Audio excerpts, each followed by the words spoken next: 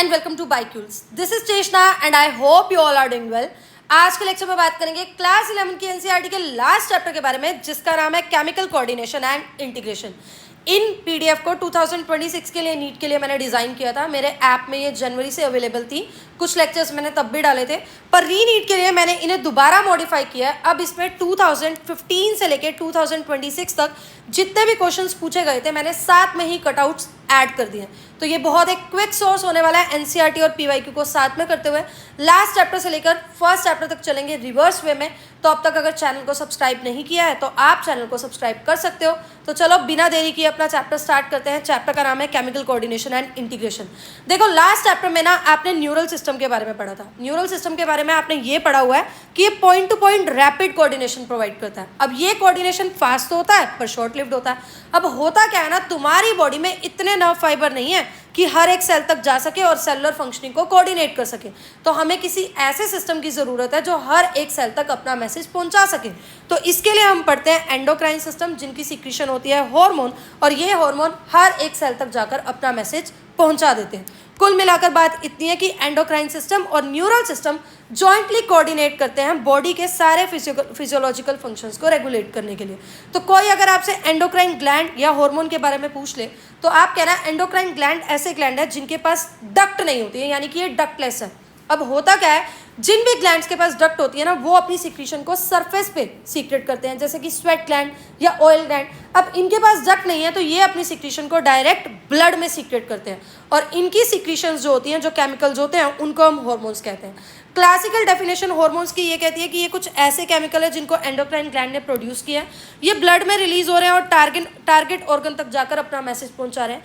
लेकिन आज की डेफिनेशन, करंट साइंटिफिक डेफिनेशन ये कहती है कि हार्मोन्स नॉन न्यूट्रिएंट केमिकल है। नॉन न्यूट्रिएंट केमिकल मतलब ये कार्बोहाइड्रेट और फैट्स की तरह आपको न्यूट्रिशन या एनर्जी प्रोवाइड नहीं कर रहे हैं। ये नॉन न्यूट्रिएंट है, इंटरसेलुलर मैसेंजर्स हैं, और ट्रेस मतलब कि स्मॉल अमाउंट में प्रेजेंट है। क्यों? क्योंकि ये बहुत एक्टिव है, आप इसको बहुत ज़्यादा अमाउंट में प्रोड्यूस कर बॉडी में स्टोर कर नहीं रख सकते हो। दूसरी बात ये कि इस डेफिनेशन में हम कवर करते हैं number of molecules in addition to hormone secreted by organized endocrine gland. जब आप इनवर्टिब्रेट्स की बात करोगे तो उनके पास बहुत सिंपल एंडोक्राइन सिस्टम है जहां पर बहुत थोड़े से हार्मोन रिलीज हो रहे हैं। लेकिन जब आप वर्टिब्रेट्स की बात करोगे तो यहाँ तो लार्ज नंबर ऑफ केमिकल्स यानी कि हार्मोन्स रिलीज हो रहे हैं जो बॉडी में कोऑर्डिनेशन यानी कि तालमेल प्रोवाइड कर रहे हैं। आप ह्यूमन एंडोक्राइन सिस्टम की बात करोगे तो यहाँ एंडोक्राइन ग्लैंड तो आ जाएंगे, साथ में कुछ ऐसे टिश्यूज और सेल्स भी आ जाएंगे जो हार्मोन्स को प्रोड्यूस करें। ये सभी ही एंडोक्राइन ग्लैंड का, एंडोक्राइन सिस्टम का पार्ट है। जैसे कि आप हाइपोथैलेमस, पिट्यूटरी, पीनियल के बारे में पढ़ोगे, आप पैराथायराइड और थायराइड ग्लैंड के बारे में पढ़ोगे, थाइमस के बारे में पढ़ोगे, पैनक्रियास, एड्रीनल के बारे में पढ़ोगे। गोनाड्स में आप मेल्स में टेस्टिस पढ़ोगे और फीमेल्स में आप क्या पढ़ोगे? ओवरी पढ़ोगे। तो चलो एक एक कर इनकी बात करते हैं। और एक बात और सुनना, इन ग्लैंड्स के साथ साथ कुछ और ऑर्गन्स भी होते हैं जो कुछ हार्मोन सीक्रेट करते हैं, जैसे कि GI tract, gastrointestinal tract, liver हो गया, किडनी हो गया, हार्ट हो गया। तो ये भी एंडोक्राइन सिस्टम का पार्ट है। चैप्टर के एंड में इसके बारे में भी हमने पढ़ना। तो सबसे पहले हम जो ग्लैंड पढ़ने जा रहे हैं वो है हमारे पास हाइपोथैलेमस। देखो होता क्या है, जब भी आप किसी ग्लैंड के बारे में पढ़ोगे तो पहली चीज़ आप उसकी लोकेशन के बारे में पढ़ोगे, उसकी लोकेशन को याद करोगे। हाइपोथैलेमस क्या है? फोरब्रेन का एक पार्ट है, डायनसेफ्लॉन, उसके बेसल पार्ट पर लोकेटेड है। हाइपोथैलेमस हमारी बॉडी में बहुत सारे फंक्शंस को रेगुलेट करता है, जैसे कि हमारे बॉडी के टेम्परेचर को, हमारी हंगर को, थर्स्ट को हाइपोथैलेमस ही कंट्रोल करता है। हाइपोथैलेमस में कुछ न्यूरोसिक्रेटेड सेल होते हैं जिनको हम न्यूक्लियाई बोलते हैं। ये न्यूक्लियाई हार्मोन को प्रोड्यूस करते हैं। आपने बचपन से पढ़ा हुआ है कि पिट्यूटरी ग्लैंड को हम मास्टर ग्लैंड ऑफ बॉडी बोलते हैं, क्योंकि बाकी सारे एंडोक्राइन ग्लैंड की फंक्शनिंग को पिट्यूटरी ग्लैंड रेगुलेट करता है। लेकिन पिट्यूटरी की फंक्शनिंग को जो रेगुलेट करता है वो होता है हमारे पास हाइपोथैलेमस। यानी कुल मिलाकर बात इतनी है कि हाइपोथैलेमस को आप मास्टर ऑफ मास्टर ग्लैंड बोल देते हो, यानी बाप का भी बाप बोल देते हो। अब देखो एक बात ध्यान से सुनना, हाइपोथैलेमस क्या करेगा? हाइपोथैलेमस दो तरह के हार्मोन को रिलीज करेगा। एक होते हैं हमारे पास रिलीजिंग हार्मोन और दूसरे होते हैं हमारे पास इनहिबिटिंग हार्मोन। रिलीजिंग हार्मोन का एग्जांपल आप पढ़ते हो गोनाडोट्रोफिन रिलीजिंग हार्मोन, GnRH। ये एक हाइपोथैलेमिक हार्मोन है।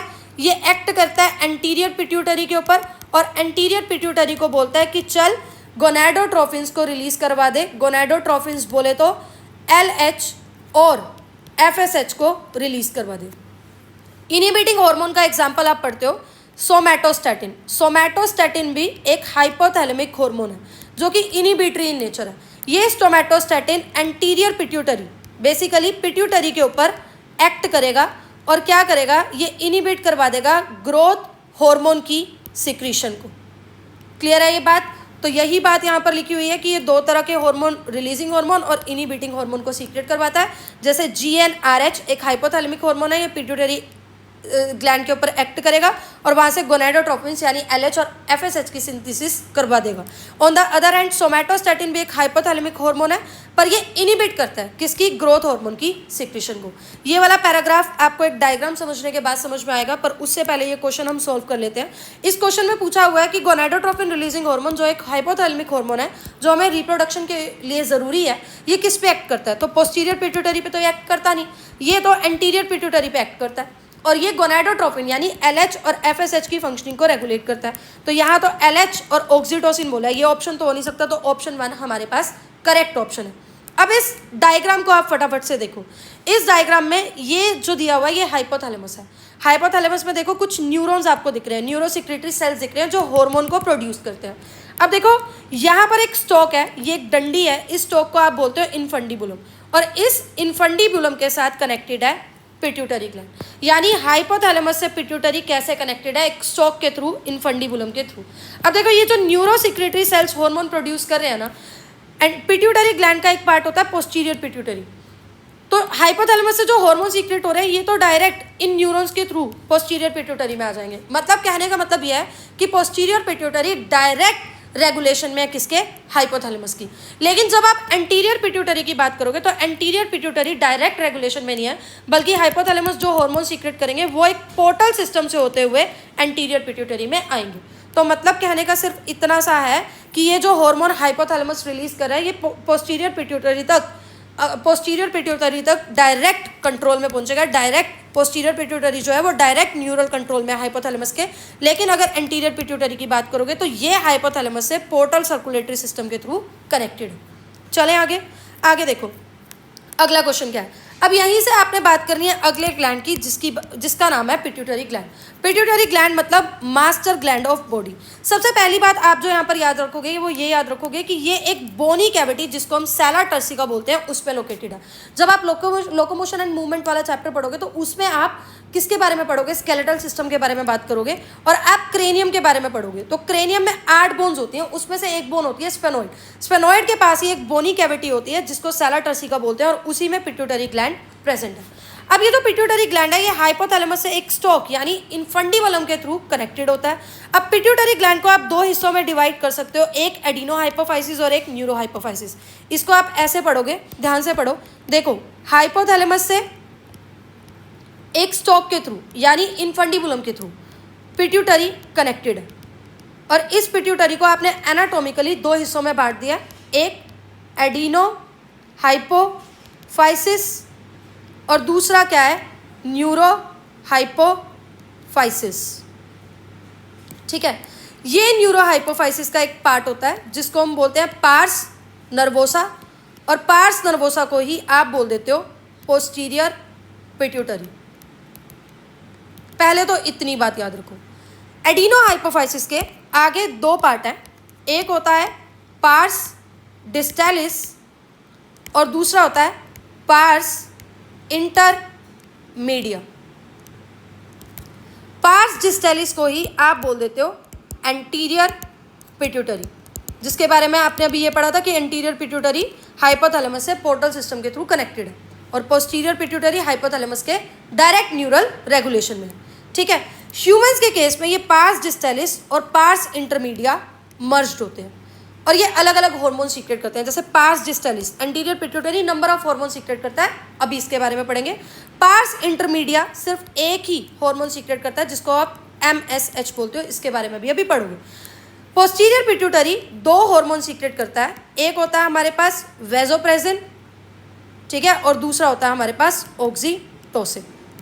क्लियर है? तो यही सारी चीज़ें हमने पढ़नी है। 2 हिस्सों में डिवाइड कर दिया, adeno hypophysis neuro hypophysis. Adeno hypophysis के 2 पोर्शन है, पार्स डिस्टैलिस और पार्स इंटरमीडिया। पार्स डिस्टैलिस को ये आप एंटीरियर पिट्यूटरी बोल रहा है। एंटीरियर पिट्यूटरी ये हार्मोन्स रिलीज कर रहा है जैसे कि ग्रोथ हार्मोन, प्रोलैक्टिन, उसके बाद thyroid stimulating hormone, adreno corticotrophin hormone, luteinizing hormone और follicle stimulating hormone. Pars intermedia सिर्फ एक हार्मोन सीक्रेट करता है, MSH melanocyte stimulating hormone. Humans के केस में पार्स इंटरमीडिया और पार्स डिस्टेलिस क्या है, मर्ज, ठीक है। फिर आप न्यूरो हाइपोफाइसिस की बात करते हो जिसको पार्स नर्वोसा या पोस्टीरियर पिट्यूटरी भी बोल रहे हो। ये दो हार्मोन रिलीज करता है, ऑक्सीटोसिन और वैसोप्रेसिन।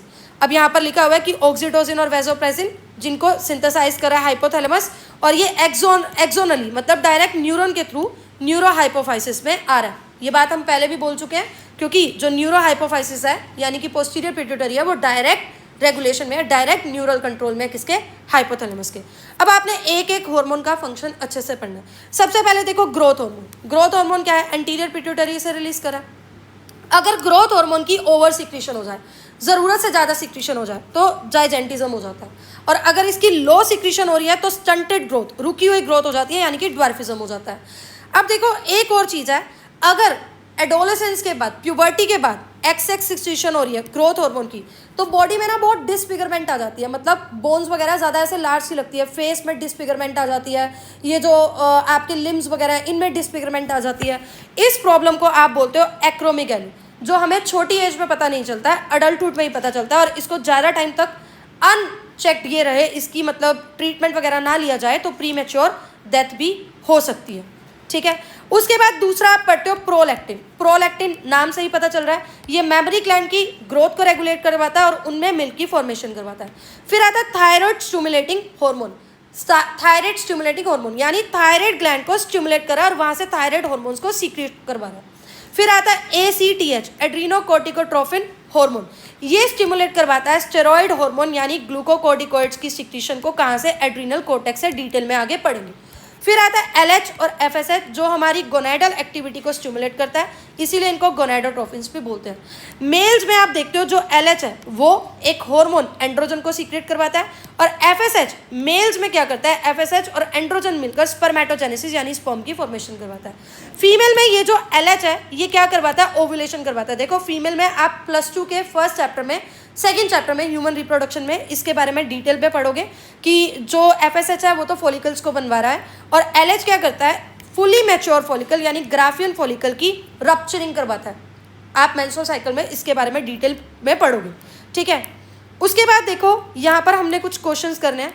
जैसे पहला क्वेश्चन ये है, इसके बारे में ज़्यादा NCERT में दिया नहीं है पर 2018 में ये पूछा गया है। 2019 से पहले कुछ क्वेश्चंस NCERT से बाहर भी पूछ लिए जाते थे, हमारा फर्ज है उनको करना। Loss of anterior lobe of pituitary gland causes, ये एक डिसीज करती है जिसको हम साइमंड्स डिसीज बोलते हैं। उसके बाद देखो दूसरा क्वेश्चन है, hormone stored and release from neurohypophysis are. Neurohypophysis जिसका हिस्सा क्या है, पार्स नर्वोसा, जिसको हम पोस्टीरियर पिट्यूटरी भी बोलते हैं, तो ये ऑक्सीटोसिन और वैसोप्रेसिन को रिलीज करता है। ये नीट 2020 में पूछा गया। Hyper secretion of growth hormone in adults does not cause further increase in height because. अब देखो एक चीज़ है, हमारी जो बोन्स होती है ना, बोन्स के एंड पे एक एपीफाइजियल प्लेट होती है, ये ग्रोथ हार्मोन इन एपीफाइजियल प्लेट पे एक्ट करता है और हमारी बोन्स की लेंथ को बढ़ाता है। लेकिन जैसे ही एडोलसेंस आती है उस टाइम पे ये जो एपीफाइजियल प्लेट है ये क्लोज हो जाती है, तभी एडोलसेंस के बाद हमारी हाइट नहीं बढ़ती है, बोन लेंथ नहीं बढ़ती है। लेकिन क्या होता है, अगर ये एपीफाइजियल प्लेट एडोलसेंस के बाद भी क्लोज नहीं होती है, तो क्या होता है, ग्रोथ हार्मोन सीक्रेट होता रहता है और एक्रोमेगाली हो जाती है। तो वही लिखा हुआ है, hyposecretion of growth hormone in adult does not cause further increase in height because epiphyseal plate close after adolescence. देखो वो यही कह रहा है कि हाइपर सिक्रीशन अगर ग्रोथ हार्मोन की हो रही है एडल्ट्स में, हाइट क्यों नहीं बढ़ती है उसके बाद, क्योंकि एपीफाइजियल प्लेट तो एडोलसेंस के बाद क्लोज हो जाती है। अगर ये एपीफाइजियल प्लेट एडोलसेंस के बाद क्लोज ना हो तो हमें एक प्रॉब्लम हो जाती है जिसको हम एक्रोमेगाली बोलते हैं। ये क्वेश्चन याद कर लेना, 2017 में पूछा गया था, काफ़ी इंपॉर्टेंट है।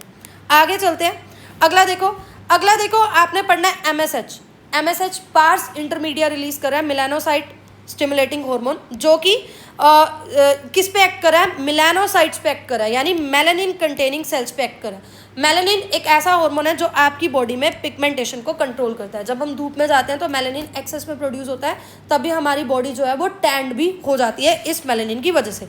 फिर हम बात कर रहे हैं ऑक्सीटोसिन किस पे एक्ट करता है, स्मूथ मसल्स पे एक्ट करता है बॉडी में और स्टिमुलेट करवाता है कॉन्ट्रैक्शन में। डिलीवरी के टाइम पे ऑक्सीटोसिन का रोल होता है। डिलीवरी के टाइम पे ऑक्सीटोसिन क्या कर रहा है, फीमेल्स में विग्रस कंट्रैक्शन करवा रहा है यूट्रस में चाइल्ड बर्थ के टाइम में, और मेमरी ग्लैंड से मिल्क इजेक्शन भी करवाता है। लास्ट आप पढ़ते हो वैसोप्रेसिन के बारे में। वैसोप्रेसिन किडनी पे एक्ट करवाता है और वाटर और इलेक्ट्रोलाइट यानी आयंस की रीएब्जॉर्प्शन को स्टिमुलेट करवाता है, यानी ये वाटर लॉस से बचाता है, यानी ये डायूरेसिस को प्रिवेंट करे, इसीलिए इसको हम एंटी डायूरेटिक हार्मोन भी बोलते हैं। किसी तरह से मान लो आपकी बॉडी में एडीएच एंटी डायूरेटिक हार्मोन ढंग से रिलीज नहीं हो रहा है, तो किडनी जो है वो वाटर को और आयंस को प्रॉपर वे में कंजर्व नहीं कर पाएगी, तो बॉडी से बहुत वाटर लॉस होगा और डिहाइड्रेशन भी हो जाएगी। इस कंडीशन को आप डायबिटीज इंसिपिडस भी बोलते हो। आई होप ये क्वेश्चन आपको समझ में आ चुका होगा। आगे देखो, ये क्वेश्चन पूछा गया, which of the following hormones release from pituitary is actually synthesized by hypothalamus. देखो हमने कहा था हाइपोथैलेमस क्या करता है, एक तो एडीएच यानी वैसोप्रेसिन को सीक्रेट करता है, और एक दूसरा क्या है हमारे पास, ऑक्सीटोसिन। तो एडीएच और एडीएच मतलब कि वैसोप्रेसिन और ऑक्सीटोसिन ये हाइपोथैलेमस बना रहा है, और ये डायरेक्ट न्यूरली एक्सोनली किसके पास जा रहा है, न्यूरो हाइपोफाइसिस के पास जा रहा है। ठीक है, तो इसका आंसर क्या हो गया, एंटी डायूरेटिक हार्मोन। क्योंकि आप एसीटीएच की बात करोगे, ल्यूटिनाइजिंग हार्मोन की बात करोगे, फॉलिकल स्टिमुलेटिंग हार्मोन की बात करोगे, तो इनको तो एंटीरियर पिट्यूटरी डायरेक्ट क्या कर रहा है, सीक्रेट कर रहा है। यहाँ पर अगला क्वेश्चन है, आपको कॉलम 1 को कॉलम 2 से मैच करना है। 2020 में ये क्वेश्चन पूछा गया। सबसे पहले दिया हुआ है पिट्यूटरी ग्लैंड। पिट्यूटरी ग्लैंड से जो डिसऑर्डर एसोसिएटेड है वो आपने अभी पढ़ा है, डायबिटीज इंसिपिडस। अगर एडीएच एंटी डायूरेटिक हार्मोन ढंग से रिलीज नहीं हो रहा है, काम नहीं कर रहा है, तो लॉस ऑफ वाटर होगा बॉडी से, लॉस ऑफ इलेक्ट्रोलाइट होगा, जिसकी वजह से डायबिटीज इंसिपिडस जैसा डिसऑर्डर हो जाएगा। दूसरा थायराइड ग्लैंड, एड्रीनल ग्लैंड और पेनक्रियास अभी हम पढ़ेंगे, तो ये बाकी चीज़ें आपको समझ में तब आ जाएंगी, तब हम इस क्वेश्चन में वापस आएंगे और इसको हम सॉल्व कर देंगे। अगला देखो, अगला जो ग्लैंड है आपके पास वो है पीनियल ग्लैंड। तो लोकेशन सबसे पहले आपको पता होनी चाहिए। पीनियल ग्लैंड फोर ब्रेन की डोर्सल साइड पे प्रेजेंट है, वेंट्रल साइड पे प्रेजेंट नहीं है। ये एक हार्मोन यानी कि मेलाटोनिन को सीक्रेट कर रहा है। मेलाटोनिन क्या करता है, आपकी बॉडी की 24 आवर्स साइकिल को, रिदमिक साइकिल को रेगुलेट करके रखता है। आपको कितने बजे नींद आ रही है, कितने बजे आप उठ रहे हो। कभी भी आपने देखा होगा हमें रात के टाइम ज़्यादा नींद आती है, क्योंकि रात के टाइम अंधेरे में मेलाटोनिन हमारी बॉडी में ज़्यादा रिलीज होता है। तो ये नॉर्मल रिदम्स बॉडी की कंट्रोल करता है, जैसे sleep wake cycle, body temperature, और तो और मेलाटोनिन मेटाबॉलिज्म को भी कंट्रोल करता है, पिगमेंटेशन को भी कंट्रोल करता है, मेंस्ट्रुअल साइकिल के ऊपर भी इसका इन्फ्लुएंस है, और हमारे डिफेंस कैपेबिलिटी यानी इम्यूनिटी पे भी इसका इन्फ्लुएंस है। ये लाइन अच्छे से याद रखना। अगला देखो, अगला हमारे पास आ जाता है थायराइड ग्लैंड। थायराइड ग्लैंड के बारे में आप जब पढ़ोगे, ये ट्रैकिया, ठीक है, ट्रैकिया की दोनों साइड लोब प्रेजेंट है। इसको अगर आप पिछली साइड से देखोगे तो ये लोब आपस में एक फ्लैप जिसको हम इस्थमस बोलते हैं उससे भी कनेक्टेड है। ठीक है, तो थायराइड ग्लैंड में दो लोब है जो एक दूसरे से, जो ट्रैकिया की दोनों साइड्स पे प्रेजेंट है, और ये इंटरकनेक्टेड है एक फ्लैप से जिसको हम इस्थमस बोलते हैं। जब आप थायराइड ग्लैंड को देखते हो ना, उसमें आपको दो चीज़ें दिखती हैं। एक तो आपको स्टोमा दिखता है, और दूसरा आपको कुछ फॉलिकल सेल्स दिखती हैं। ये फॉलिकल सेल्स हैं, ठीक है, क्लियर है। तो देखो आपको फॉलिकल्स दिख रही हैं और स्ट्रोमल टिश्यू मिल रहा है। फॉलिकल कैसे बनी हुई है, फॉलिकल सेल से बनी हुई है और बीच में कैविटी है। ये फॉलिकल्स क्या करती हैं, ये फॉलिकल्स दो हार्मोन सीक्रेट करती हैं, एक T4 और T3। T3 को ही आप ट्राई आइडोथायरोनिन बोलते हो, और T4 को ही आप टेट्रा आइडोथायरोनाइन यानी कि थायरोक्सिन बोलते हो। मैंने क्या बोला, फॉलिकल सेल T4 और T3 हार्मोन को रिलीज करते हैं। T4 मतलब टेट्रा आइडोथायरोनाइन और थायरोक्सिन भी इसको बोलते हो, और T3 मतलब ट्राई आइडोथायरोनाइन। अब एक बात याद रखना, आयोडीन बहुत ज़रूरी है ताकि इन हार्मोन्स की सिंथेसिस नॉर्मल हो और हमारा थायराइड ग्लैंड नॉर्मली फंक्शन कर सके। अगर आयोडीन की डेफिशिएंसी हो जाए हमारी बॉडी में तो हाइपोथायरॉयडिज्म हो जाता है। हाइपोथायरॉयडिज्म की वजह से थायराइड ग्लैंड एनलार्ज हो जाता है, और इस प्रॉब्लम को आप ग्वाइटर भी बोलते हो। ऊपर क्वेश्चन में ग्वाइटर का जिक्र आपने पढ़ा। अगर प्रेगनेंसी के टाइम पे किसी को हाइपोथायरॉयडिज्म हो जाता है, यानी कि जो थायराइड ग्लैंड है वो कम हार्मोन्स को रिलीज करे, तो उसकी वजह से क्या होता है, जो बेबी है उसकी स्टंटेड ग्रोथ जो है वो सही से नहीं होती, रुक जाती है, जिसको हम क्रेटिनिज्म भी बोलते हैं। मेंटल रिटार्डेशन आ सकती है, लो IQ, एबनॉर्मल स्किन, और डेफ म्यूटिज्म यानी सुनने में और बोलने में दिक्कत, ना वो सुन पाएगा ना ही वो बोल पाएगा। अडल्ट वुमन में अगर हाइपोथायरॉयडिज्म हो रहा है तो इसकी वजह से मेंस्ट्रुअल साइकिल इरेगुलर हो जाती है। एक और चीज़, अगर थायराइड ग्लैंड में कभी कैंसर हो जाए या नोड्यूल्स डेवलप हो जाए तो यहाँ पर ये जो हार्मोन्स हैं इनका लेवल बहुत हाई हो जाता है। इस कंडीशन को हम हाइपरथायरॉयडिज्म बोलते हैं। कम सिक्रीशन हो रही है मतलब हाइपोथायराइडिज्म, ज़्यादा सिक्रीशन हो रही है मतलब हाइपरथायराइडिज्म। हाइपरथायराइडिज्म का एक एग्जांपल है एक्सोप्थेल्मिक ग्वाइटर। एक्सोप्थेल्मिक ग्वाइटर में क्या होता है, थायराइड ग्लैंड इनलार्ज हो जाता है, जो आई बोल्स हैं वो बाहर की तरफ आ जाती है, यानी उनकी प्रोट्रूजन हो जाती है, बेसल मेटाबॉलिक रेट बहुत ज़्यादा बढ़ जाता है, वेट लॉस हो जाता है, और इस डिसीज़ को आप बोलते हो ग्रेव्स डिसीज़। और तो और थायराइड ग्लैंड की और भी इंपॉर्टेंट रोल है, जैसे ये हमारे बेसल मेटाबॉलिक रेट को कंट्रोल कर रहा है। दूसरा ये क्या कर रहा है, ये हार्मोन रेड ब्लड सेल्स की फॉर्मेशन को करवा रहा है, यानी एरिथ्रोपोइसिस करवा रहा है। ये हार्मोन हमारे कार्बोहाइड्रेट, प्रोटीन और फैट्स की मेटाबॉलिज्म को कंट्रोल कर रहा है, मेंटेन कर रहा है वाटर और इलेक्ट्रोलाइट बैलेंस को। साथ ही साथ ये एक प्रोटीन हार्मोन सीक्रेट कर रहा है जिसको थायरोकैल्सिटोनिन बोलते हैं, जो ब्लड कैल्शियम लेवल को रेगुलेट करता है। बेसिकली जो थायरोकैल्सिटोनिन है ये ब्लड कैल्शियम लेवल को क्या करता है, रिड्यूस करता है। ठीक है, क्लियर है ये बात। चलें आगे। आगे आता है पैराथायराइड ग्लैंड। देखो ये आपने थायराइड ग्लैंड पढ़ा, यानी कि ट्रैकिया की दोनों साइड्स पे दो लोब प्रेजेंट है। अब इन दोनों लोब्स में दो दो छोटे छोटे ग्लैंड्स प्रेजेंट है जिनको आप पैराथायराइड ग्लैंड बोलते हो। तो पैराथायराइड ग्लैंड क्या है, 4 पैराथायराइड ग्लैंड प्रेजेंट है back side of thyroid gland पे। हर एक लोब में 2 पैराथायराइड ग्लैंड प्रेजेंट है, तो टोटल 4। ये एक पेप्टाइड हार्मोन सीक्रेट करता है जिसको पैराथायराइड हार्मोन बोलते हो, पीटीएच। अब ये जो पीटीएच है ये कैसे रेगुलेट होता है, इसकी सिक्रीशन रेगुलेट होती है हमारे ब्लड में कैल्शियम आयंस की सर्कुलेशन से ही इसकी सिक्रीशन जो है वो रेगुलेट होती है। देखो ऊपर आपने टीसीटी पढ़ा, थायरोकैल्सिटोनिन, वो क्या कर रहा है, वो ब्लड में कैल्शियम लेवल को रिड्यूस कर रहा है। और यहाँ आप पीटीएच पढ़ रहे हो, पीटीएच पैराथायराइड हार्मोन, ये ब्लड में कैल्शियम लेवल को इंक्रीज कर रहा है। मतलब इन दोनों का काम क्या है, एंटागोनिस्टेड है। तो टीसीटी थायरोकैल्सिटोनिन और पीटीएच पैराथायराइड हार्मोन जो है ये एंटागोनिस्टिक काम है। इनका एक कैल्शियम लेवल को ब्लड में रिड्यूस कर रहा है और एक कैल्शियम लेवल को ब्लड में क्या कर रहा है, बढ़ा रहा है। क्लियर है ये बात। तो ये इनका फंक्शन क्या है, एंटागोनिस्टिक। कैसे बढ़ाएगा, एक तो ये ब्लड में कैल्शियम लेवल को कैसे इंक्रीज करेगा, पीटीएच क्या करता है, बोन्स के ऊपर एक्ट करता है और बोन्स रिजॉर्प्शन मतलब बोन्स की डीमिनरलाइजेशन करवाता रहता है, बोन्स में से कैल्शियम लेके ब्लड में रिलीज करवाता रहता है। दूसरा, रीनल टिब्यूल्स में से भी कैल्शियम आयंस की रीअब्जॉर्प्शन को स्टिमुलेट करवाता रहता है ताकि ब्लड में कैल्शियम लेवल ज़्यादा हो जाए। तीसरा, जो भी हमारा डाइजेस्टेड फूड होता है उससे भी कैल्शियम आयंस को ये एब्जॉर्ब करता रहता है। यानी पीटीएच एक हाइपर कैल्शियमिक हार्मोन है, ये ब्लड के अंदर कैल्शियम लेवल को इंक्रीज करेगा। टीसीटी डिक्रीज करा था, पीटीएच इंक्रीज करा, मिलकर ये दोनों ही कैल्शियम लेवल को क्या कर रहे हैं, रेगुलेट कर रहे हैं। आगे देखो, अगला जो हमारे पास ग्लैंड है वो थाइमस है। थाइमस पढ़ के हम कुछ क्वेश्चंस करेंगे।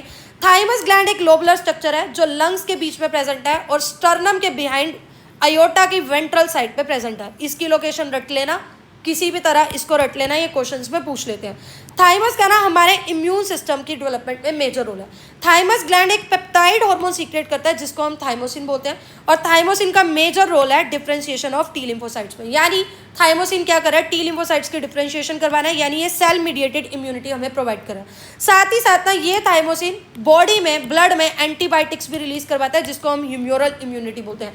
यानी thymosin hormone cell mediated immunity भी प्रोवाइड करवा रहा है और ह्यूमोरल इम्यूनिटी भी प्रोवाइड करवा रहा है। जैसे जैसे एज बढ़ती रहती है थाइमस ग्लैंड हमारा डीजनरेट होता जाता है, थाइमोसिन की प्रोडक्शन डिक्रीज होती जाती है, इसीलिए ओल्ड पर्सन का जो इम्यून सिस्टम होता है वो कंपैरेटिवली वीक होता है as compare to young people.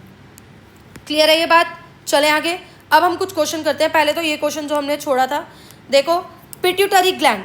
अच्छा, पिट्यूटरी ग्लैंड तो हमने पढ़ लिया था कि डायबिटीज इंसिपिडियस, और थायराइड ग्लैंड से कौन सा एसोसिएटेड है, तो थायराइड ग्लैंड से एसोसिएटेड है ग्रेव्स डिसीज, एड्रीनल और पेनक्रियास, अभी हमने पढ़ना। उसके बाद देखो अगला क्वेश्चन क्या है, अगला क्वेश्चन देखो एक्सोप्थेल्मिक ग्वाइटर क्या है, जब थायराइड ग्लैंड की हाइपर सिक्रीशन हो, थायराइड हार्मोन की हाइपर सिक्रीशन हो, ज़्यादा सिक्रीशन हो, और इसका एक करेक्टरिस्टिक फीचर था प्रोट्रूडिंग आई बोल्स। तो ए का हमारे पास 3 हो गया। एक्रोमेगैली क्या है, अडल्ट्स में जब ग्रोथ हार्मोन ज़्यादा रिलीज हो, excessive secretion of growth hormone, उसकी वजह से एक्रोमेगैली होता है। फिर सी कशिंग सिंड्रोम, आपको नहीं पता है, नहीं पढ़ा होगा, लेकिन इसको अभी हम एलिमिनेट कर लेंगे। क्रेटिनिज्म आपने पढ़ा है, क्रेटिनिज्म आपने क्या पढ़ा है इसका, कि जब थायराइड हार्मोन्स की सिक्रीशन कम हो यानी हाइपो सिक्रीशन हो और बेबीज में स्टंटेड ग्रोथ हो तो उसको क्रेटिनिज्म बोलते हैं। बचा कशिंग सिंड्रोम। कशिंग सिंड्रोम के लिए तो हमारे पास सिर्फ यही है, एक्सेस सिक्रीशन अगर कॉर्टिसोल की हो, इसको मून फेस या हाइपरग्लाइसीमिया भी बोलते हैं। तो ये हमारे पास सी का फर्स्ट इसका आंसर आ जाएगा। आगे चलते हैं हम। अगला क्वेश्चन हमारे पास क्या है, देखो वो ये कह रहा है which of the following are not effects of parathyroid hormone. पहली बात तो देखो पीटीएच, पैराथायराइड हार्मोन क्या कर रहा है, ब्लड में कैल्शियम लेवल बढ़ा रहा है। अब ये बताना है क्या नहीं कर रहा वो। क्या जो पीटीएच है वो स्टिमुलेट कर रहा है बोन की रिजॉर्प्शन को? बिल्कुल कर रहा है, बोन की रिजॉर्प्शन यानी डीमिनरलाइजेशन करवा रहा है, मिनरल्स ब्लड में सीक्रेट करवा रहा है। तो ये तो हमारे पास पीटीएच का फंक्शन है और हमें बताना है क्या फंक्शन नहीं है, तो ए तो आ ही नहीं सकता, ए वाला काट दो। बी देखो, decrease calcium level in blood, ये बी डिक्रीज तो नहीं करता है कैल्शियम लेवल इन ब्लड, वो तो ब्लड में कैल्शियम लेवल को बढ़ाता है, तो ये पीटीएच का फंक्शन नहीं है और नहीं वाला ही पूछा, तो बी तो ऑप्शन में आएगा ही आएगा। Resorption of calcium by renal tubule, देखो ये तो पीटीएच करता है तभी तो ब्लड में कैल्शियम लेवल बढ़ेगा, रीनल टिब्यूल से ये रीएब्जॉर्ब करवाता है, तो सी तो फंक्शन है और हमें नहीं वाला बताना, तो सी भी ऑप्शन नहीं होगा। डी देखो, डिक्रीजिंग रिजॉर्प्शन, ये हमारे पास क्या कहते हैं, ये इसका फंक्शन नहीं है, पीटीएच का फंक्शन नहीं है, तो बी और डी तो आंसर आ गया। फिर इंक्रीजिंग मेटाबॉलिज्म ऑफ कार्बोहाइड्रेट, ये भी हमने नहीं पढ़ा, तो बी डी और ई इसका क्या हो गया, आंसर हो गया। क्योंकि देखो ए और सी तो पीटीएच कर रहा है और हमें वो बताना है जो पीटीएच नहीं कर रहा, तो आंसर आ गया बी डी और ई। आई होप मैं ये क्वेश्चन आपको समझा पाई हूँ। Which of the following hormone can play a significant role in osteoporosis, देखो ऑस्टियोपोरोसिस क्या होता है, पोरोसिस मतलब पोर्स, यानी बोन्स का वीक होना, बोन्स में से जो कैल्शियम लेवल है वो कम होता जा रहा है।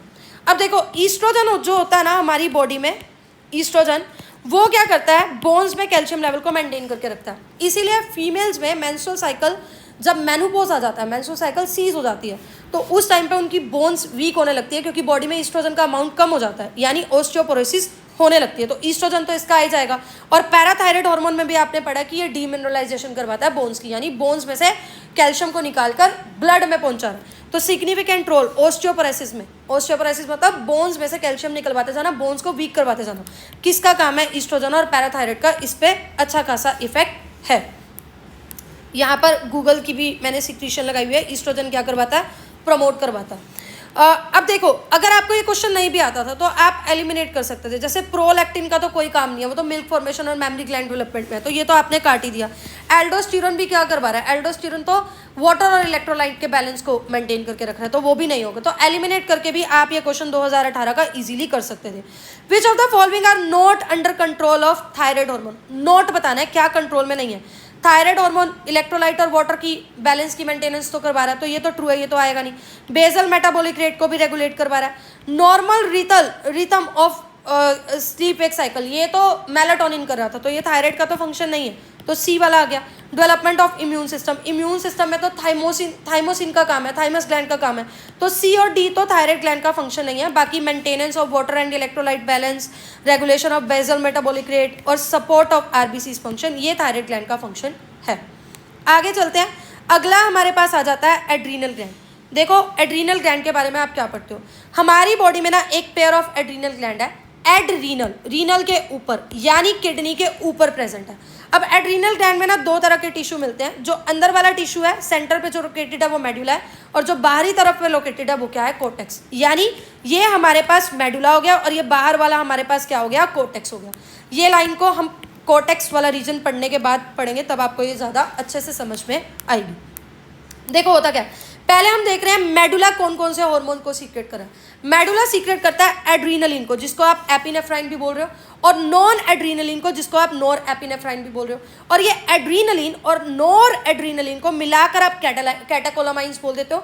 ये हार्मोन्स ऑफ फाइट और फ्लाइट है, यानी ये इमरजेंसी हार्मोन है, ये स्ट्रेस के कंडीशंस में बॉडी में रिलीज होते हैं। जब भी आप डरते हो एड्रीनलिन और नॉन एड्रीनलिन रिलीज होता है, आपकी अलर्टनेस बढ़ जाती है, प्यूपिलरी डायलेशन हो जाती है, आप चौंक जाते हो, आपकी आंखें ऐसे फैल जाती हैं, चौंक जाती हैं, ताकि ज़्यादा से ज़्यादा लाइट जो है प्यूपिल के थ्रू एंटर करे आइज में।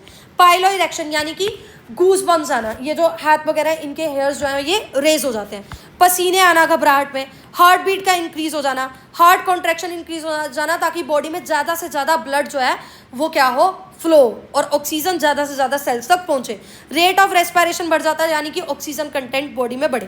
कैटाकोलामाइंस ना ग्लाइकोजन होता है जो लीवर के अंदर स्टोर्ड ग्लूकोज की फॉर्म होती है, उसको हम ग्लाइकोजन बोलते हैं। यानी कैटाकोलामाइन ग्लाइकोजेनेसिस भी प्रमोट करते हैं, ब्लड में ग्लूकोज का लेवल भी बढ़ाते हैं। कैसे? स्टोर्ड फॉर्म ऑफ ग्लूकोज यानी ग्लाइकोजन को तोड़वाकर। साथ साथ में ये क्या करते हैं, ये लिपिड्स और प्रोटीन को भी तोड़वाकर ग्लूकोज बनवाते हैं। यानी ये ग्लाइकोजेनेसिस तो कर ही रहे हैं, बल्कि नए सोर्स से भी ग्लूकोज बनवा रहे हैं, यानी ये ग्लूकोनियोजेनेसिस, लिपिड्स और प्रोटीन से भी ग्लूकोज बनवा रहे हैं। ये पेनक्रियास में आप डिटेल में पढ़ोगे। यानी मैं ये कह सकती हूँ जो कैटाकोलामाइंस है ये हाइपर ग्लाइसेमिक हार्मोन है, यानी ब्लड में ग्लूकोज लेवल को बढ़ा रहे हैं ताकि ब्लड में ग्लूकोज ज़्यादा प्रोड्यूस हो और वो तोड़कर एनर्जी भी ज़्यादा प्रोड्यूस हो। ये था मेडुलरी हॉर्मोन्स के बारे में। एड्रीनल कॉर्टेक्स को ना आप 3 लेयर में डिवाइड कर सकते हो। वो 3 लेयर क्या है? सबसे इनर लेयर है रेटिकुलरिस, जोना रेटिकुलरिस। मिडल वाली है जोना फेसिकुलेटा और इनर वाली है जोना, जो आउटर वाली है वो क्या है? Zona glomerulosa. तो इनर वाली रेटिकुलरिस, बीच वाली फेसिकुलेटा और आउटर वाली ग्लोमेरुलोसा। ग्लोमेरुलोसा जो हार्मोन रिलीज करती है वो है मिनरेलोकॉर्टिकॉइड्स। फेसिकुलेटा जो हार्मोन रिलीज करता है वो है ग्लूकोकॉर्टिकॉइड और रेटिकुलरिस जो हार्मोन रिलीज करता है वो है एंड्रोजन। ये आप अच्छे से याद करोगे और इनके फंक्शंस को अभी हम पढ़ रहे हैं। देखो, एड्रीनल कॉर्टेक्स जो हार्मोन सीक्रेट करता है उनको हम कॉर्टिकॉइड्स बोलते हैं। जैसे एक कॉर्टिकॉइड होता है ग्लूकोकॉर्टिकॉइड जो बॉडी में कार्बोहाइड्रेट मेटाबॉलिज्म करवा रहा है। Glucocorticoids in our body cortisol is main glucocorticoid. ये याद रखना, मेन ग्लूकोकॉर्टिकॉइड का एग्जांपल हमारी बॉडी में क्या है? कोर्टिसोल। उसके अलावा कुछ कॉर्टिकॉइड्स ऐसे होते हैं जो वाटर और इलेक्ट्रोलाइट्स का बैलेंस बना रहे हैं बॉडी में, इनको हम मिनरेलोकॉर्टिकॉइड्स बोलते हैं। जैसे एल्डोस्टेरोन मिनरेलोकॉर्टिकॉइड्स का एग्जाम्पल है। तीसरा, आप यहाँ पर तीसरे के बारे में यहाँ लिखा हुआ है जो जोना रेटिकुलरिस सीक्रेट करती है, एंड्रोजन। कुछ जो एड्रीनल कॉर्टेक्स है वो एंड्रोजन भी सीक्रेट करते हैं जो कि मेल्स में भी और फीमेल्स में भी क्या करते हैं? सेकेंडरी सेक्सुअल कैरेक्टर्स को प्रमोट करते हैं। जैसे एक्सियल हेयर, एक्सियल हेयर मतलब अंडर आर्म वाले हेयर, प्यूबिक हेयर और फेशियल हेयर जो कि प्यूबर्टी में आते हैं।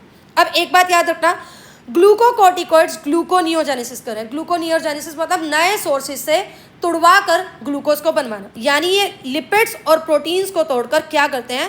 ग्लूकोज को बनवाते हैं। इस प्रोसेस को ग्लूकोनियोजेनेसिस बोलते हैं। और तो और ये ग्लूकोकॉर्टिकॉइड्स इनिबिट कर देते हैं सेलुलर अपटेक और यूटिलाइजेशन ऑफ अमाइनो एसिड। कैसे? मान लो ग्लूकोकॉर्टिकॉइड्स ने प्रोटीन को तोड़वाया अमाइनो एसिड में। अब इन अमाइनो एसिड्स को लीवर में जाकर ग्लूकोज में कन्वर्ट होना है, लेकिन अगर सेल्स इन अमाइनो एसिड को ले लें तो सेल तो दोबारा इन अमाइनो एसिड का प्रोटीन बना देंगे ना, तो इस चीज को भी इनिबिट करते हैं ग्लूकोकॉर्टिकॉइड्स। ग्लूकोकॉर्टिकॉइड्स पर्टिकुलरली जो कॉर्टिजोल है उसका इन्फ्लामेटरी रिएक्शंस में अच्छा खासा रोल है। ये हमारे इम्यून सिस्टम को भी सप्रेस करता है और कॉर्टिसोल जो है वो आरबीसीज की प्रोडक्शन को भी बढ़ाता है। एल्डोस्टेरोन की यहाँ पर जो बात करोगे आप, एल्डोस्टेरोन जो कि एक मिनरेलोकॉर्टिकॉइड है वो रीनल ट्यूब्यूल्स में से स्टिमुलेट करवाता है सोडियम आयंस और वाटर की रीएब्जॉर्प्शन और पोटेशियम आयंस और फॉस्फेट आयंस को एक्सक्रीट आउट करवाता है। आई होप ये चीज़ आपको क्लियर होगी। आगे हम ये क्वेश्चन करते हैं, पहले पैनक्रियास पढ़ लेते हैं फिर हम क्वेश्चन करेंगे। देखो पैनक्रियास क्या होता है? पैनक्रियास ना, देखो पैनक्रियास जो है वो एक कंपोजिट ग्लैंड है, हिट्रोक्राइन ग्लैंड है, यानी इसका एक्सोक्राइन फंक्शन भी है और एंडोक्राइन फंक्शन भी है। जो एंडोक्राइन फंक्शन है ना इसका, जो एंडोक्राइन पैनक्रियास है उसमें कुछ सेल्स होते हैं जिनको हम आइलेट्स ऑफ लैंगरहंस बोलते हैं। ये आइलेट्स ऑफ लैंगरहंस 2 टाइप के सेल्स बनाते हैं, एक तो अल्फा सेल्स और एक बीटा सेल्स।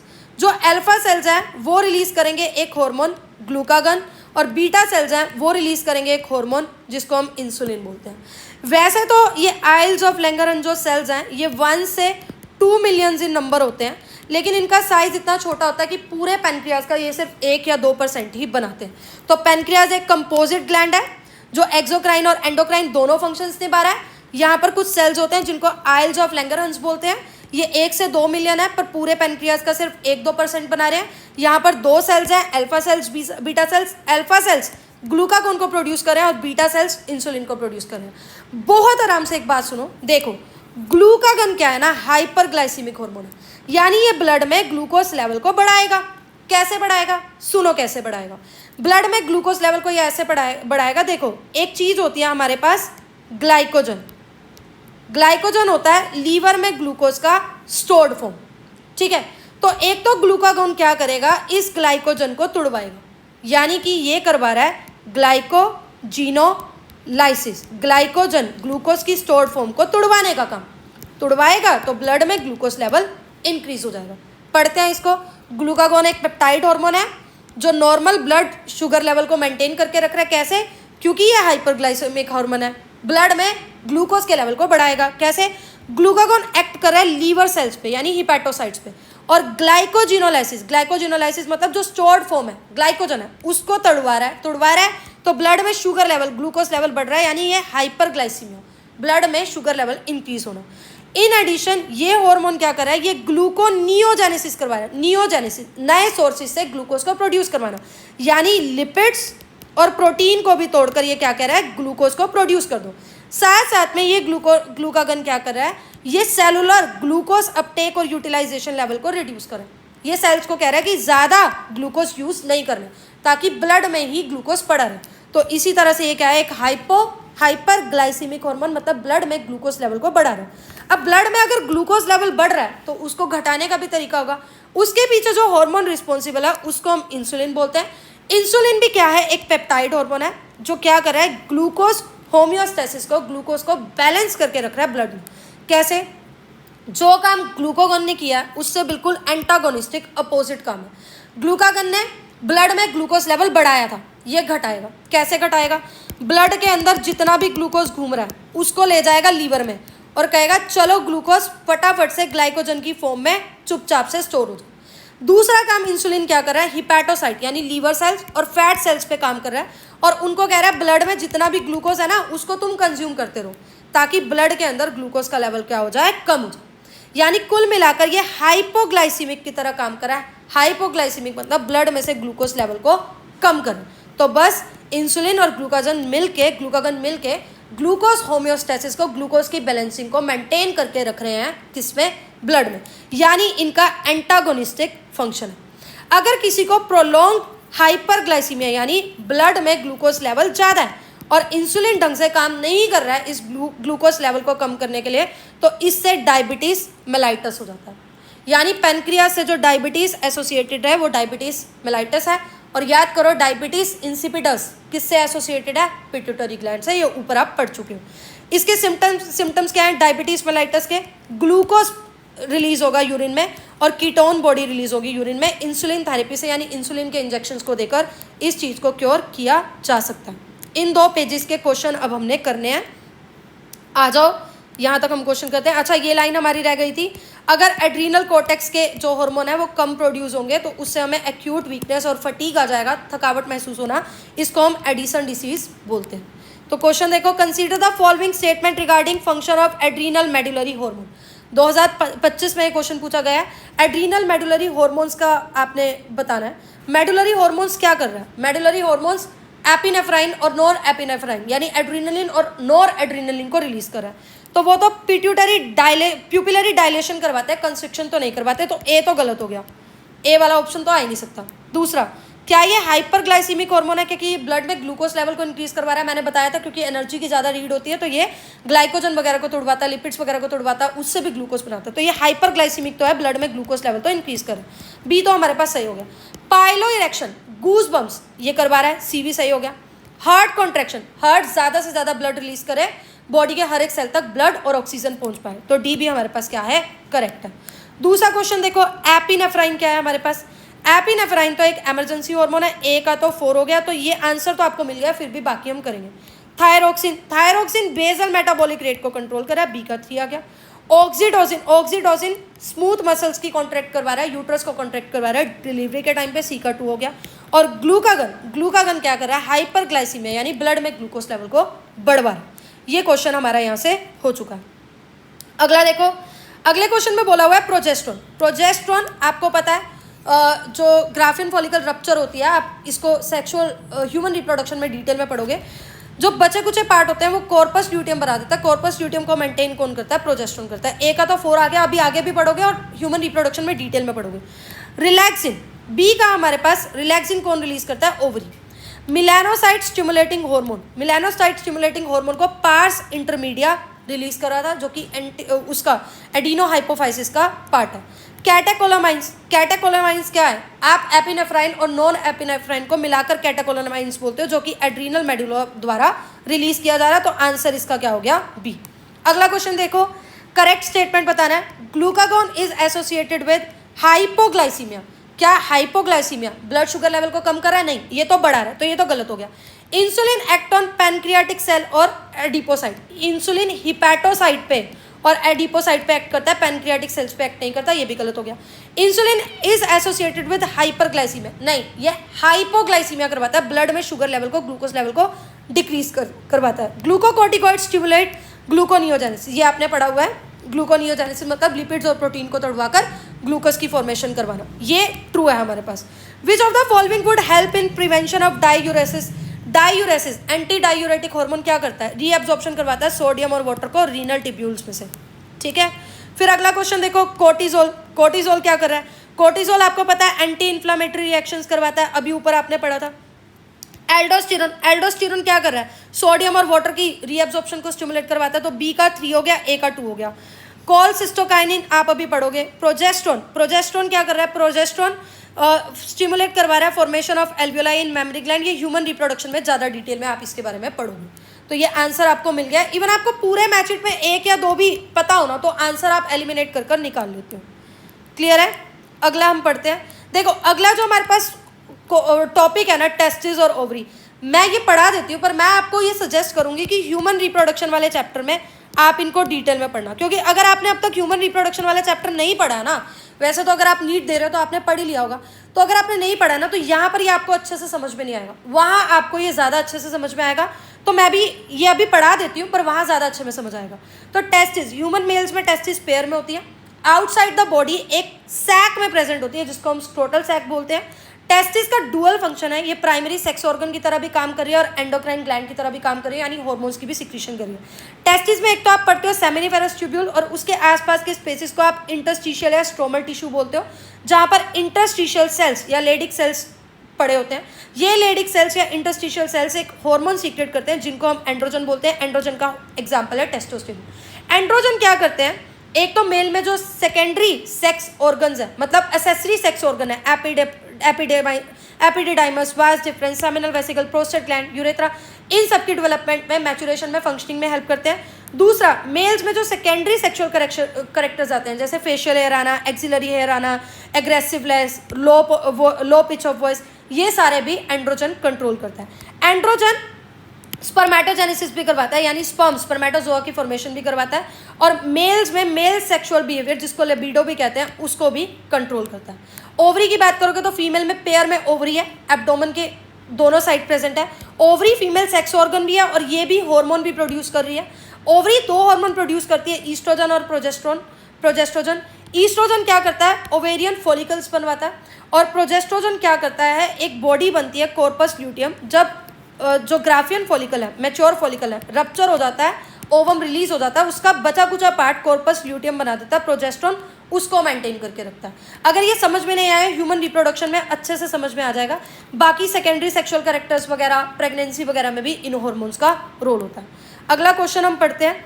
अगला क्वेश्चन हमारे पास है, हाँ, why can't insulin be given orally to diabetic patient. अब ये एक बड़ा प्रैक्टिकल क्वेश्चन है कि इंसुलिन जो हार्मोन होता है वो हम इंजेक्शंस की फॉर्म में देते हैं, हम ऐसे टैबलेट की फॉर्म में क्यों नहीं देते, क्योंकि गैस्ट्रो इंटेस्टाइनल ट्रैक में ये डाइजेस्ट हो सकता है, तो हम इसको इंजेक्शन की फॉर्म में डायरेक्ट ब्लड में ही दे देते हैं।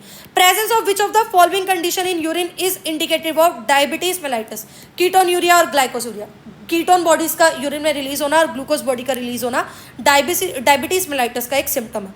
इसमें से बताओ कौन से एंटागोनिस्टिक नहीं है। एंटागोनिस्टिक मतलब अपोजिट फंक्शन, जैसे ये ना पीटीएच की बात की हुई है, पैराथायराइड हार्मोन, और कैल्सिटोनिन टीसीटी। तो थायराइड कैल्सिटोनिन तो डिक्रीज करता है कैल्शियम लेवल ब्लड में, और पीटीएच इंक्रीज करता है, तो इनका तो क्या है, एंटागोनिस्टिक फंक्शन है। इंसुलिन ब्लड में ग्लूकोज को डिक्रीज कर रहा है, ग्लूकागोन इंक्रीज करा है, इनका भी एंटागोनिस्टिक वो है, काम है। एल्डोस्टेरोन के बारे में आपने पढ़ रही है, एंटी नाइट्रियूरेटिक फैक्टर के बारे में अभी पढ़ोगे, पर मैं आपको बता देती हूँ इनका भी एंटागोनिस्टिक फंक्शन होता है, अभी पढ़ेंगे तो ये पॉइंट समझ में आ जाएगा। रिलैक्सिन और इनिबिन एंटागोनिस्टिक तो नहीं है, इनके फंक्शन ही अपोजिट है। तो हमारा जो आंसर आ जाता है वो 4th आ जाता है। नीट 2016 में ये पूछा गया, match the following hormones with respective disease. Insulin क्या है, इंसुलिन की कमी की वजह से डायबिटीज मेलाइटस हो जाता है। ए का तो 5 आ गया, ए का 5 2 ही ऑप्शन में है, बाकी काट देना। थायरोक्सिन, थायरोक्सिन हमारे पास क्या कर रहा है, थायरोक्सिन अगर कम प्रोड्यूस हो, थायराइड ग्लैंड की फंक्शनिंग अगर ठीक से नहीं हो रही तो ग्वाइटर हो जाता है हमें, तो थायरोक्सिन से आप ग्वाइटर मैच कर देना, बी का 4 हो गया। कोर्टिकोइड्स, कोर्टिकोइड्स क्या करते हैं हमारे पास, कोर्टिकोइड्स से एसोसिएटेड होंगे एड्रीनल कोर्टेक्स, कोर्टिकोइड्स को रिलीज करता है, और यहाँ एड्रीनल कोर्टेक्स से जो डिसीज एसोसिएटेड है वो एडिसन्स डिसीज है, ऊपर हमने पढ़ा है, तो सी का हमारे पास 1 हो गया। और डी ग्रोथ हार्मोन अगर ज़्यादा रिलीज हो रहा है अडल्ट में तो एक्रोमेगैली हो जाता है, डी का हमारे पास 3 हो गया। अगला क्वेश्चन देख लो, a temporary endocrine gland in human body, ये होता है हमारे पास कॉर्पस ल्यूटियम, क्योंकि ये प्रोजेस्टेरोन रिलीज करता है। ठीक है, क्लियर है, चलें आगे। कॉर्पस ल्यूटियम प्रोजेस्टेरोन को रिलीज करता है। The amino acid tryptophan is the precursor of synthesis of melatonin और सेरोटोनिन, ये आपने याद रखना है। आगे देखो, ये हमारे ग्लैंड्स हो चुके हैं। अब आप हॉर्मोन्स ऑफ हार्ट, किडनी और गैस्ट्रोइंटेस्टाइनल ट्रैक्ट पढ़ते हो। देखो, सबसे पहला जो हार्मोन आप पढ़ते हो वो आप पढ़ते हो एट्रियल नाइट्रियूरेटिक फैक्टर। जो हमारी हार्ट की एट्रियल वॉल्स है ना, वो एक हार्मोन, पेप्टाइड हार्मोन सीक्रेट करते हैं जिसको हम एएनएफ बोलते हैं। एएनएफ का काम क्या है? ब्लड प्रेशर को डिक्रीज करना। यानी कि जब भी कभी भी ब्लड प्रेशर बॉडी में ज़्यादा होगा, ब्लड प्रेशर इंक्रीज होगा, तो एएनएफ रिलीज हो जाएगा। एएनएफ क्या करेगा? वैसो डायलेशन करवा देगा। जो ये ब्लड वेसल्स हैं इनको डायलेट करवा देगा। डायलेट करवा देगा तो ब्लड यहाँ से धीरे धीरे फ्लो होगा, धीरे धीरे फ्लो होगा तो ब्लड प्रेशर डिक्रीज हो जाएगा, यानी ये ब्लड प्रेशर को रिड्यूस करें। दूसरा आप ये पढ़ते हो कि किडनी में कुछ सेल्स होते हैं जिसको हम जक्स्टाग्लोमेरुलस सेल्स बोलते हैं। ये एक पेप्टाइड हार्मोन एरिथ्रोपोइटिन सीक्रेट करते हैं जो एरिथ्रोपोइसिस करवाता है, यानी आरबीसी की फॉर्मेशन को करवाता है। फिर देखो, endocrine cells of different part of gastrointestinal tract, basically stomach और इंटेस्टाइन का पार्ट जिसको आप ड्यूडेनम बोलते हो, वो 4 तरह के हार्मोन रिलीज करता है। गैस्ट्रिन, सीक्रेटिन, कोलसिस्टेकाइनिन, सीसीके जिसको बोलते हैं, और गैस्ट्रिक इनिबिटरी पेप्टाइड। ये जो गैस्ट्रिन और जीआईपी है ना, इनका भी एंटागोनिस्टिक फंक्शन है। कैसे? देखो, गैस्ट्रिन गैस्ट्रिक ग्लैंड पे एक्ट कर रहा है और एचसीएल और पेप्सिनोजन की सिक्रीशन को सीक्रेट करवा रहा है, मतलब एचसीएल को रिलीज करवा रहा है, और पेप्सिनोजन जो कि पेप्सिन में कन्वर्ट करके प्रोटीन की डाइजेशन करता है उसको सीक्रेट करवा रहा है। सीक्रेटिन एक्सोक्राइन पेनक्रियास पे काम करता है, याद रखना पीवाईक्यू है, एक्सोक्राइन पेनक्रियास पे काम करता है और वाटर और बाइकार्बोनेट आयंस को की सिक्रीशन को स्टिमुलेट करवाता है। कोलसिस्टोकाइनिन एक्ट करता है पैनक्रियास और गोल ब्लैडर पे, और पैनक्रियास से ये पैनक्रियाटिक एंजाइम को रिलीज करवाता है, गोल ब्लैडर से ये बाइल जूस को रिलीज करवाता है। जीआईपी क्या करता है? गैस्ट्रिक सिक्रीशन को इनिबिट करता है।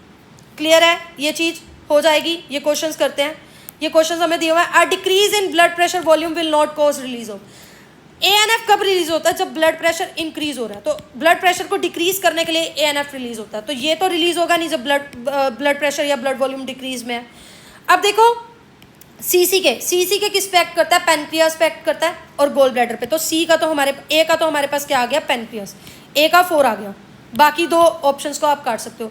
जीआईपी गैस्ट्रिन इनिबिटरी किस पे एक्ट करता है? ये किस पे एक्ट करता है? गैस्ट्रिक ग्लैंड पे एक्ट करता है, तो बी का तो 3 आ गया।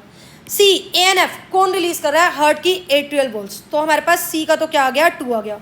और एडीएच किडनी पे एक्ट कर रहा है, रीएब्जॉर्प्शन करवा रहा है सोडियम और वाटर की, तो डी का 1 आ गया। अगला हमारे पास हार्ट क्या रिलीज कर रहा है? हार्ट रिलीज कर रहा है एंटी नाइट्रियूरेटिक फैक्टर।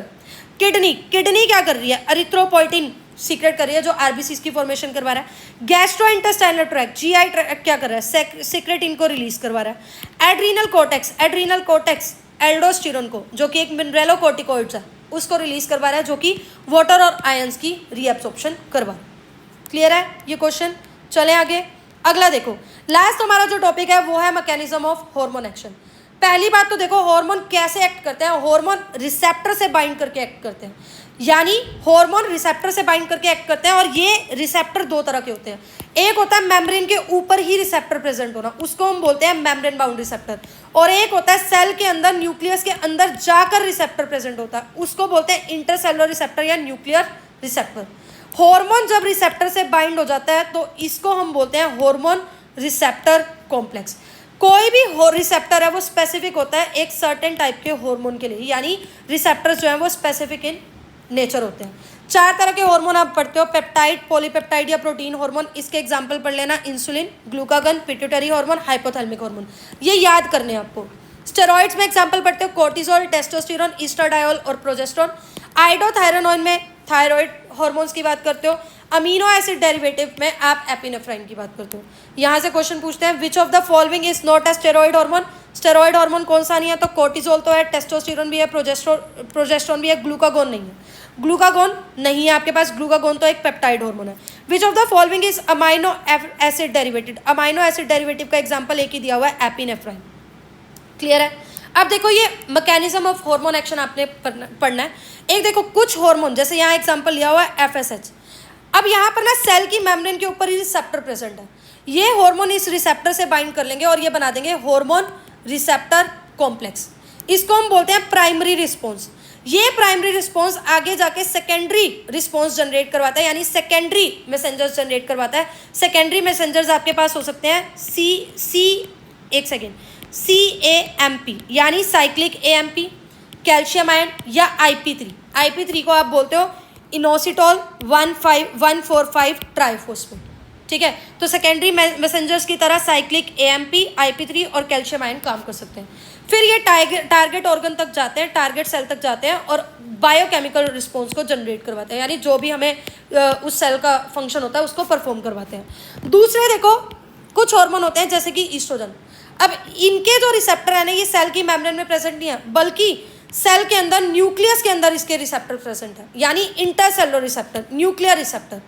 अब ये जीनोम को, डायरेक्ट जेनेटिक मटेरियल को ऑल्टर करेंगे, mRNA बनवाएंगे, प्रोटीन बनवाएंगे और जो भी फिजियोलॉजिकल रिस्पॉन्स चाहिए वो पूरा हो जाएगा।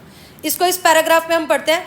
कुछ हार्मोन्स इंटरेक्ट करते हैं मेम्ब्रेन बाउंड रिसेप्टर्स के साथ, टारगेट सेल के अंदर एंटर नहीं करते, बस मेम्ब्रेन बाउंड रिसेप्टर के साथ एक्ट करते हैं। एक प्राइमरी रिस्पॉन्स जनरेट होता है जिससे सेकेंडरी रिस्पॉन्स जनरेट होता है। सेकेंडरी मैसेंजर्स साइक्लिक AMP हो गया, IP3 हो गया, कैल्शियम आयन हो गया, ये आगे सेलुलर मेटाबॉलिज्म को रेगुलेट करते हैं।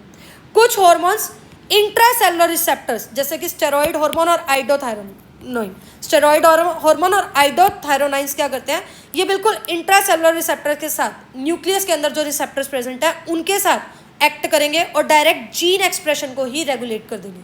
यहाँ से हमारा ये चैप्टर खत्म होता है। हमने 50 मिनट्स के अंदर सारे PYQ और चैप्टर को अच्छे से पढ़ लिया। अगर आपको समझ में आया हो तो प्लीज़ लाइक, सब्सक्राइब और शेयर करना। ये नोट्स अगर आपको चाहिए तो कमेंट सेक्शन में फर्स्ट जो कमेंट पिन है वो इन नोट्स के लिए है। आप बाइक्यूल्स ऐप को डाउनलोड करना और वहाँ से ये नोट्स ले लेना।